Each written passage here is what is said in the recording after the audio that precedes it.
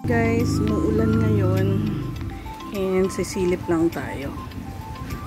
Yan, malaki na sila. Tapos eto na guys, silip tayo. Nakasilip na sila. Yan, eto jalapeno.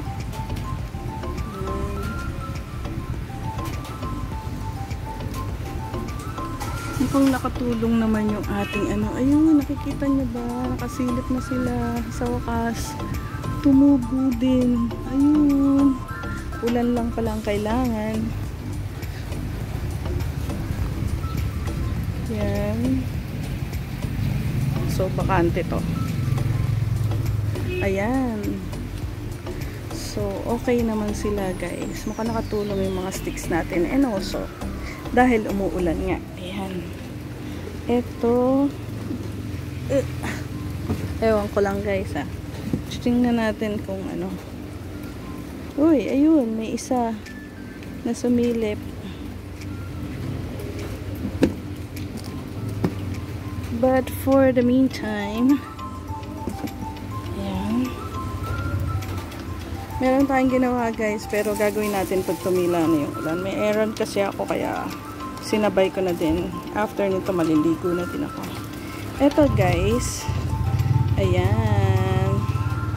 So, minsan kailangan lang natin maging creative. So, kung titingnan nyo, pwede nating isabit, diba? Ayan. Ganyan siya. Ayan. Kasi bala ko ito transfer dun. Itong mga pots na to. Tapos yung bottle ng soft drink dito.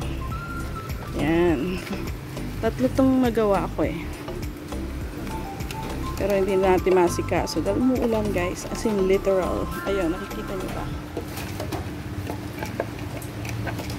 Pero dahil may errand ako, gagawin ko muna yung errand ko. Yan. Sabit muna natin siya. Binisita ko lang guys yung ating tanim, pero ang daming gagawin. Yan. So pakita ko sa inyo. Yan, nakasabit siya.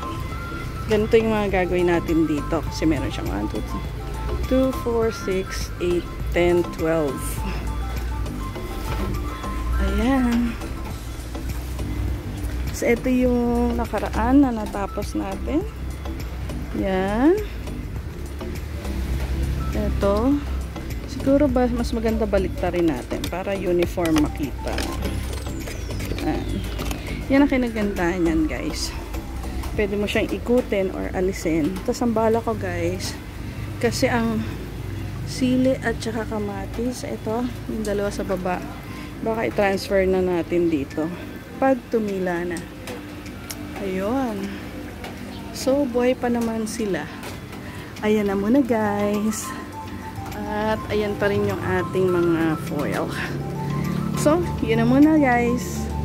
Bye-bye! See you again.